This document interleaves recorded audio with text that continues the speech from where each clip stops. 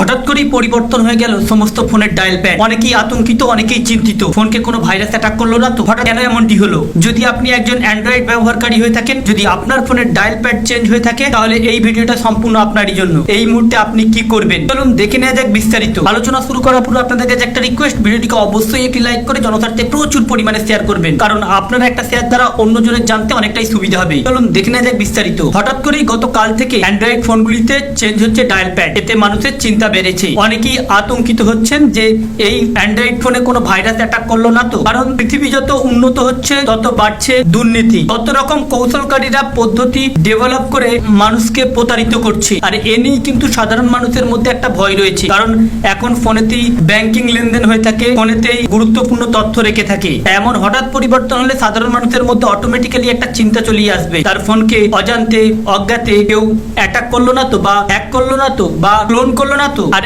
এই dial pad পরিবর্তন হতেই এমন চিন্তা বেড়েছে সাধারণ মানুষের মধ্যেই। তবে এই ডায়াল প্যাডটি, নতুন যে ডায়াল প্যাড এসেছে, সেখানে এই রূপটি দেখাচ্ছে। এখানে দেখুন পূর্বের তুলনায় সম্পূর্ণ পরিবর্তন হয়েছে। এই মুহূর্তে আপনি কি করবেন? এখানে বলা হচ্ছে অনেক সময় অ্যান্ড্রয়েড স্মার্টফোন ব্যবহারকারী হঠাৎই তাদের ফোনের প্যাড বা কালার স্ক্রিন বদলে যেতে দেখছে গত দুদিন ধরে। পরিচিত সবুজ রঙের ডায়াল প্যাডের জায়গায় গুগল ফোন বা অ্যাপের নতুন একটি ইন্টারফেস চলে আসছে, তাতে বিভ্রান্ত হচ্ছে অনেকেই আবার সমস্যা বোধ করছেন। এই পরিবর্তনটি আসলে কোনো ত্রুটির কারণ নয়, বা এই পরিবর্তন যদি আপনার হয়ে থাকে আতঙ্কিত হবার কোনো দরকারই নেই। এটা কোনো ভাইরাস অ্যাটাক করেনি। এটি মূলত গুগল তাদের ডিফল্ট ফোন যে অ্যাপ্লিকেশন রয়েছে, আপনার যে ফোন অ্যাপ্লিকেশনটি রয়েছে, সেটি গুগল অটোমেটিক্যালি বা স্বয়ংক্রিয়ভাবে আপডেট করেছে, যার ফলে নতুন এই ইন্টারফেস দেখাচ্ছে। যদি এই আপডেটটিতে আপনার অসুবিধা হয়ে থাকে, তাহলে কিন্তু আপনি নিজে থেকেই আবার পূর্বের অবস্থায় ফিরে যেতে পারেন, অর্থাৎ আগে যে ডায়াল প্যাড ছিল সেই ডায়াল প্যাডটি করতে পারেন। এর জন্য সবার প্রথমে আপনাকে আপনার গুগল যে ফোন রয়েছে বা ফোনের যে লোগোটি রয়েছে, ওই ফোনের চাপ দিয়ে থাকতে হবে।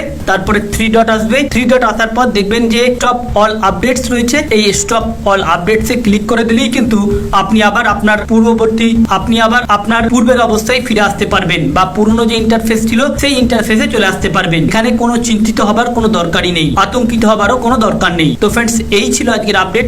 আমাদের উদ্দেশ্য ছিল কেবলমাত্র এই আপডেটটি আপনাদের সামনে উপস্থাপন করা, যাতে আপনাদের জানতে সুবিধা হয়ে থাকে। ভালো লেগে থাকলে ভিডিওটিকে অবশ্যই লাইক করে জনস্বার্থে শেয়ার করবেন। Thank you friends, thank you for watching.